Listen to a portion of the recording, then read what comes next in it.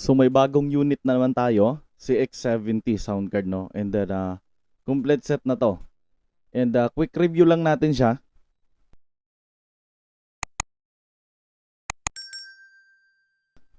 So eto, start tayo sa mga ports niya sa likod. So yung kinabitan ko ng mic is dito sa condenser mic kasi yung gamit niya, yung included niya na mic is condenser mic, no? Pero kung meron kayo dyang dynamic mic or wireless mic, no? Kaya karaoke mic, pwede nyo ikabit dito. And then eto, earphone para sa earphone. Previous niya to, 3 meters. And eto siya, yung gamit ko lang is iOS. That's why dito ako nakakabit, no? Kung naka-iOS kayo or Type-C or PC and laptop, ginamit nyo, dito kayo magkabit. Ito siya sa mga Android phone na naka 3.5mm, yung may kabitan ng earphone, no? So, meron ding other option, yung bibili kayo ng adapter. So, ibang video na yon. So, ito tayo sa harap, idol, oh.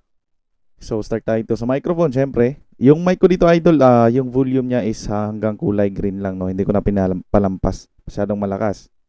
So, ito namang isa is reverb na siya. Ayan.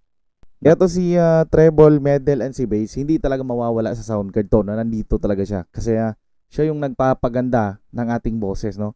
Si treble, pag binaba natin, ganito. So, si treble yung kalansing ng boses natin, no? Pakinggan nyo, hey, sound check. So, ganyan. Yung crispiness ng boses natin, siya yon.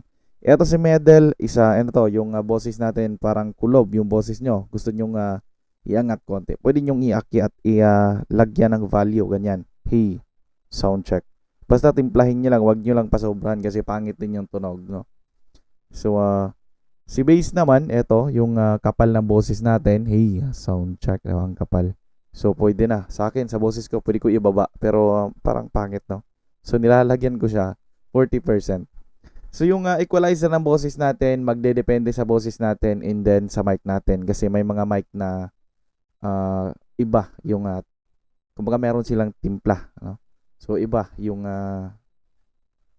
quality ng mga microphone, no? Iba-iba kasi yung mga mic natin. So ito naman si monitor, ito sa sarili natin to. Kasi pag nakababa to, hindi mo marinig yung sarili mo. Yan volume ng earphone natin na gamit, no? Ito. So hindi nakaka-apekto sa live natin yan. So ito naman si primal sound. Ito siya, kahit meron tayong reverb, okay? Pag pinindot mo siya, sound check. Ayan, nire-remove niya yung mga effects na nilagay natin, no? Kung galing kayo kumanta, galing kayo kay professional mode, hey, or kay KTV mode, tapos may nagtanong, or yun. Pinindot mo agad para maging plain yung boses natin. Hey, sound check yan, maging normal. So, ito naman si Pro. Si Pro, pwede nyo pag kumakanta kayo, pwede nyo gamitin, no? Medyo, papapansin nyo, medyo, mas astig, di ba? Medyo astig yung niya, dating niya. Si MC mode, ayan, more on bass and medyo kulob, no? Yung mga DJ sa radio station, yan yung ginagamit nila. Or ako, yung gusto ko, ano? So, depende sa inyo kung ano yung gusto nyo, yun yung gamitan nyo. So, ito naman si KTV mode. Si KTV mode, ayan, more on treble siya. And then, meron din siyang bass. Ayan. And then, yung boses natin is mataas, di ba? So, maganda siya para sa mga kumakanta, no? Pagkakanta kayo, si KTV mode yung gamitin nyo. Hey, sound check.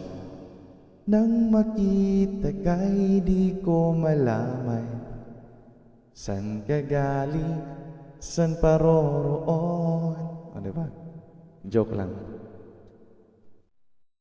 So, ito naman yung voice changer niya, no? Pipinutin nyo lang, nandito yung 4 na voice changer.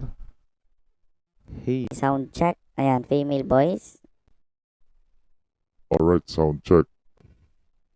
Baby voice. Monster voice. Wow, ano. So para maalis kayo doon, pumindot kayo dito kung saan yung gusto nyo. Oh, ayan. Kung saan yung gusto nyong gamitin. Para makalis kayo sa voice changer. Yung iba kasi, nagtatanong sa akin, Sir, paano makalis sa voice changer? So, sa ini-eliminate niya yung mga music instrument. So, pag pinindot natin to, eto, play lang natin music. At mong malaman ikaw lang. Diba? Low bat daw. So, ni-eliminate niya yung mga instrument. So, eto naman si Daking. Eto yung humihina yung background music. Yung mala DJ sa radio station, no? Humihina ang background music pag nagsalita ka. Siya yun. Eto naman si Eternal Play. Pag nakakabit tayo dito ng PC or laptop, gusto nyo dun galing yung music, papasok sa ating live na, naka-live na cellphone, no? So, pipindutin nyo, kailangan naka-blink to. So, eto naman si denoise. Kailangan na function si denoise para hindi maingay, idol. Katulad ngayon, di ba? So, eto naman, si Bluetooth. Ito siya, pag open niya sa sound card, automatic na po lumalabas yung Bluetooth niya, papasok sa Bluetooth niyo para mag-connect. So, ito siya, gusto mo i-disconnect, pindutin mo lang. Kung gusto mo i-connect, pindutin mo ulit. Ganun lang. Ito naman sa pause and play. So, hindi niya kailangan magpindot sa cellphone niyo kasi pwede na dito. Ayan na, di ba? So, kung i-next niya naman yung music, ito lang. So, kung gusto nyo i-preview, pinutin nyo lang to. So, meron na siyang pause and play, may next, meron siyang previews. Lowbat na siya. So, last na dito sa effects, no? Sa 9 effects, play natin.